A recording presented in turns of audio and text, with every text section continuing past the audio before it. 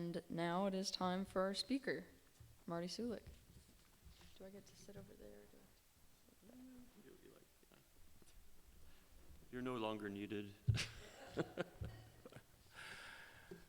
Okay, well, I guess I have a prayer of illumination. So I would just like to give thanks for my daughter doing the liturgy for today, and for my second son for actually coming, and for our honored guests who came to see this. I kind of lured them with the possible spectacle of disobedient wives and harems and murder most foul. So I hope I don't disappoint. So for these things, I give thanks, and well, let's get right to the reading here. So the reading's a little bit of a contrast with the Old Testament reading. So it's from James chapter 5, verses 13 to 20. Is anyone among you in trouble? Let them pray. Is anyone happy? Let them sing songs of praise. Is anyone among you sick? Let them call the elders of the church to pray over them and anoint them with oil in the name of the Lord. And the prayer offered in faith will make the sick person well. The Lord will raise them up. If they have sinned, they will be forgiven. Therefore, confess your sins to each other and pray for each other so that you may be healed. The prayer of a righteous person is powerful and effective. Elijah was a human being, even as we are. He prayed earnestly that it would not rain, and it did not rain in the land for 3.5 years. Again he prayed, and the heavens gave rain, and the earth produced crops. My brothers and sisters, if one of you should wander from the truth, and someone should bring that person back, remember this: whoever turns a sinner from the error of their way will save them from death and cover over a multitude of sins.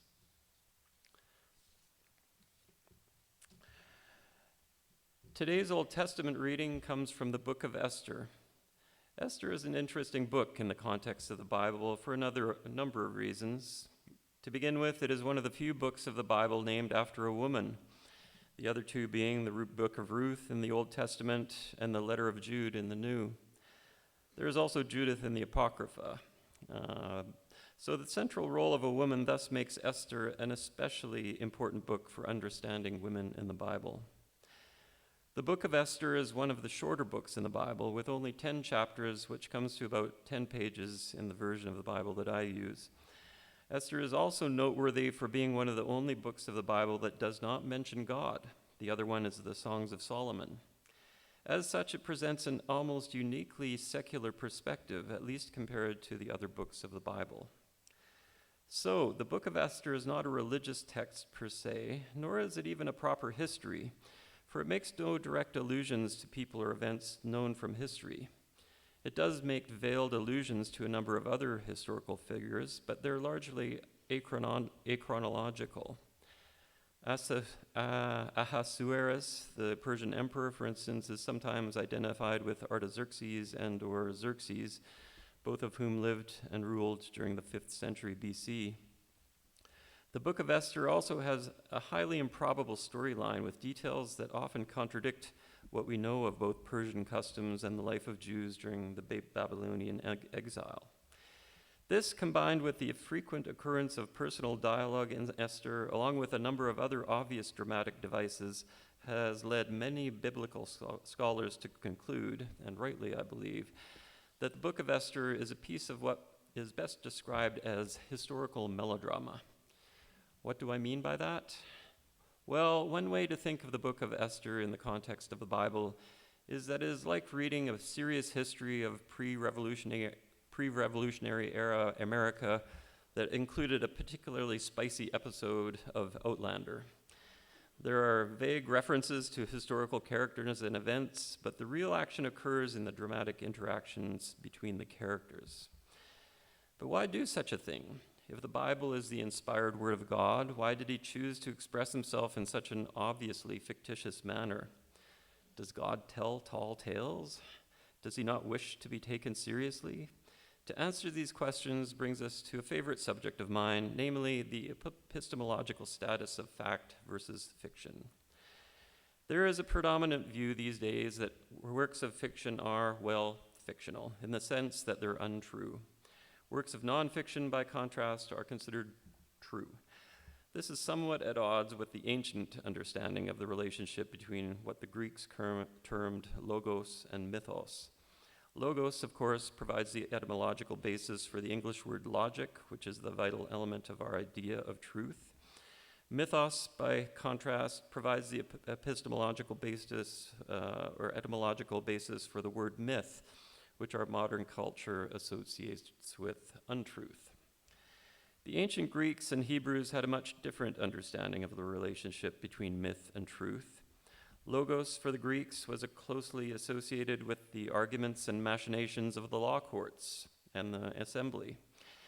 As such, it was considered at best provisionally true in the moment and at worst downright deceptive. Myth, by contrast, expressed things that, while fabulous in form, pointed to a deeper understanding of what is eternally true. Another way to look at the book of Esther is to understand it as what is sometimes called an ideological myth. That is a myth that explains why something is the way it is. In the case of Esther, it provides an origin story for why the Jews celebrate the holiday of Purim. Purim is a holiday celebrated by the Jews on the 14th day of the 12th month of the Hebrew calendar, Adar, which roughly corresponds to the English month of March. Ostensibly, it commemorates the saving of the Jewish people from annihilation at the hands of an official of the Achaemenid Empire named Haman. As we will see, though, it points to what we might consider a more universal truth. In our readings, we see the culmination of the story of Esther. In chapter 7, King Ahasuerus and his vizier Haman are dined by Esther, who is now the queen of Persia. Esther invited them to dinner in order to petition the king to save her people, the Jews, from annihilation. The king asks, "Who is he and where is he that would presume to do this?" To which Esther replies, "A foe and enemy, this wicked man Haman." The king became so angry at hearing this that he went out to the palace gardens to calm down. Upon his return, though, he found Haman besetting his queen upon a royal couch, presumably to make her take back what she had said to the king. Upon seeing this, the king becomes even further enraged, crying, "Will he even assault the queen in my own presence, in my own house?" One of the court eunuchs in attendance points out that Haman actually had gallows built in his own house to hang Mordecai, whose word saved the king. King Ahasuerus therefore orders that Haman be hanged on those same gallows. In the second part of today's reading from Esther, we skip to chapter 9.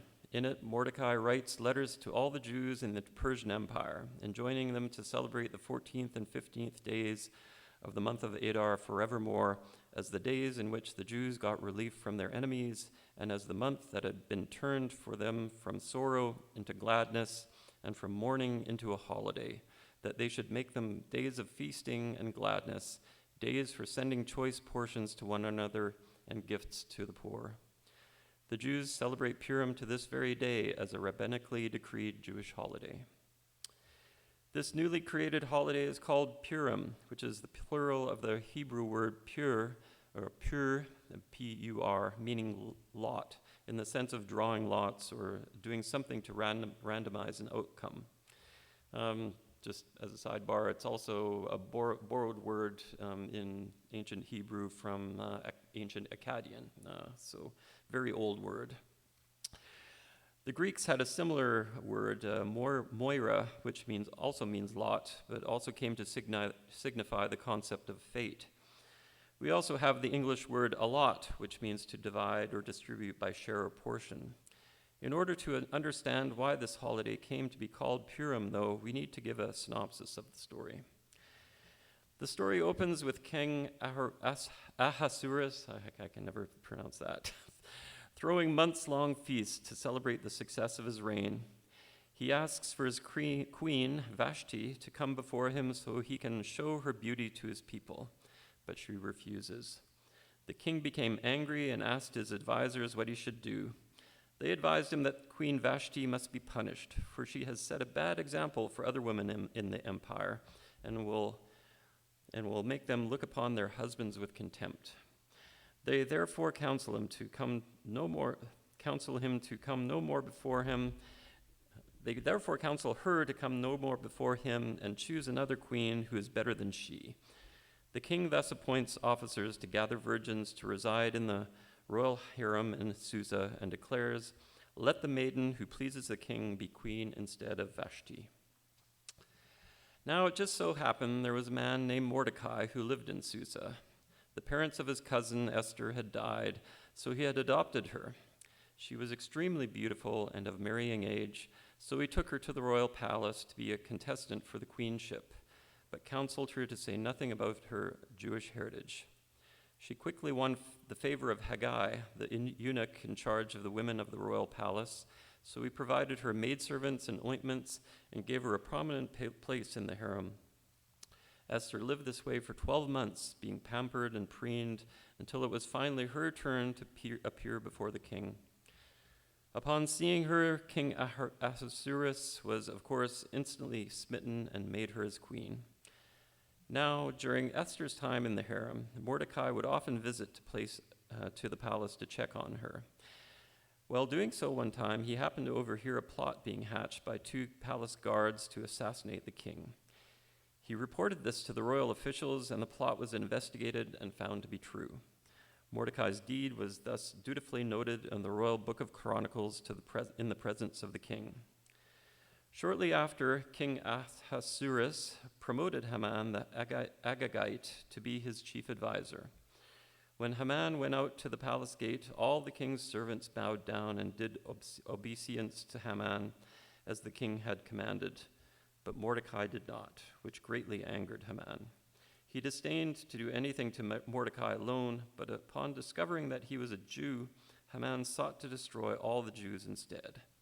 In order to do so, he had his servants cast pur, which is to say cast lot, to decide which would be the appointed day to slaughter the Jews.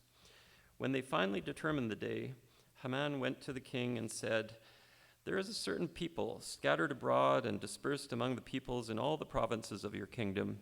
Their laws are different from those of every other people, and they do not keep the king's laws, so that it is not for the king's profit to tolerate them.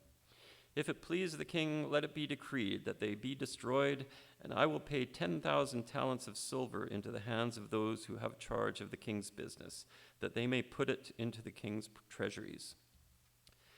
The king agreed and had his secretaries draw up an edict to destroy, to slay, and to annihilate all the Jews, young and old, women and children, in one day, the 13th day of the 12th month, which is the month of Adar, and to plunder their goods. This edict was then sealed with the king's royal ring and sent to all the satraps in his vast empire.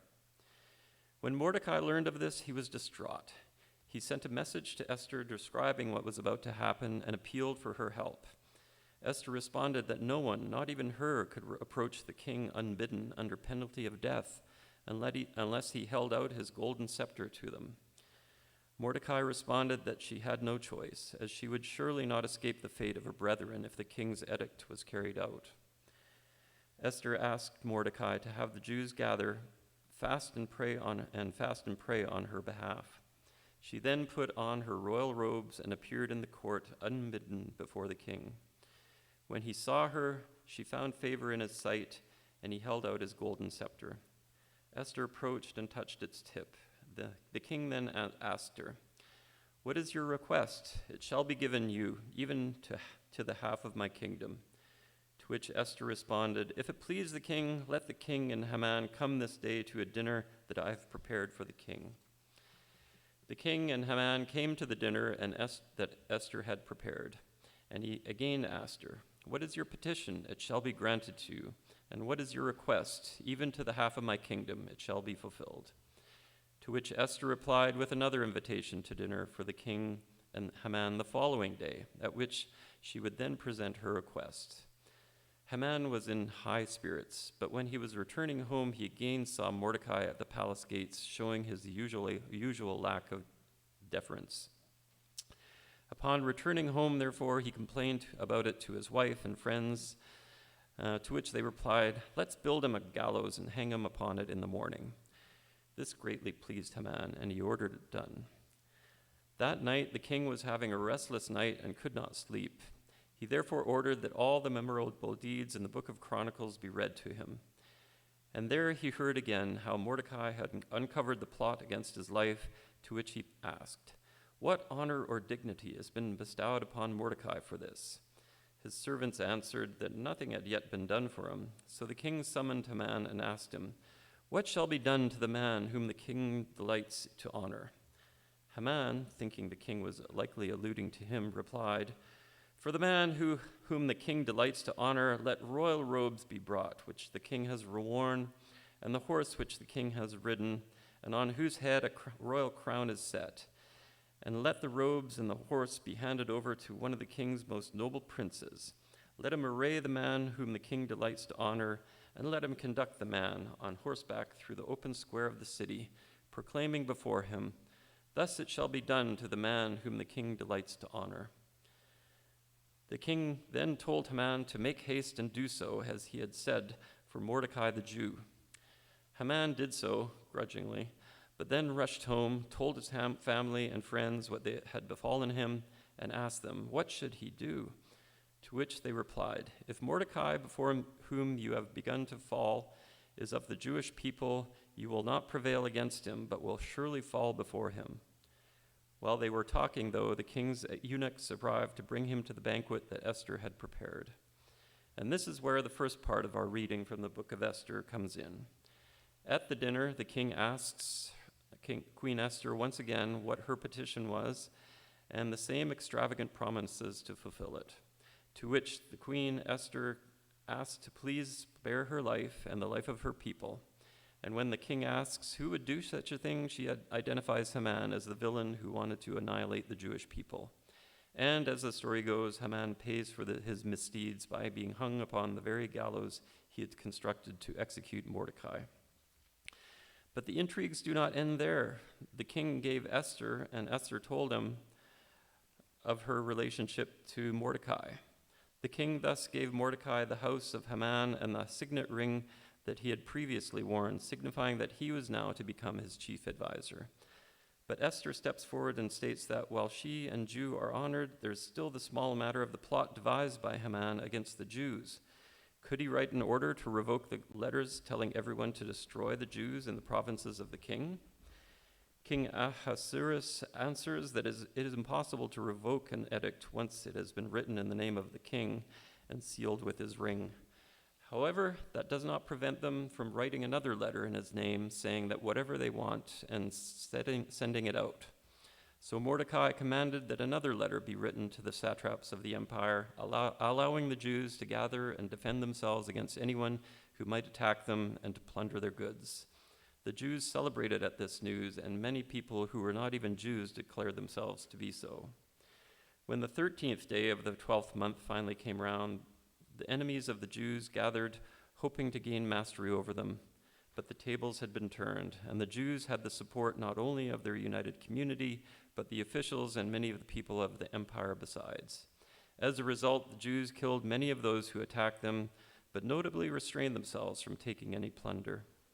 After the victorious conclusion of these battles, Mordecai then sent out the letters referred to in the second part of the lectionary readings from the book of Esther, commanding them to celebrate the new holiday of Purim in thanks for their salvation. So, I've given you a fairly comprehensive synopsis of the book of Esther and contextualized lectionary readings from this book. As you can see, the lectionary readings take out a lot of the sex, intrigue, and violence that really make this a rollicking story worthy of an action movie. But what does it signify other than explaining why the Jews celebrate Purim? I think there are a few ways to answer this question. To begin with, I think it points out to how the Jews have always been persecuted throughout their history.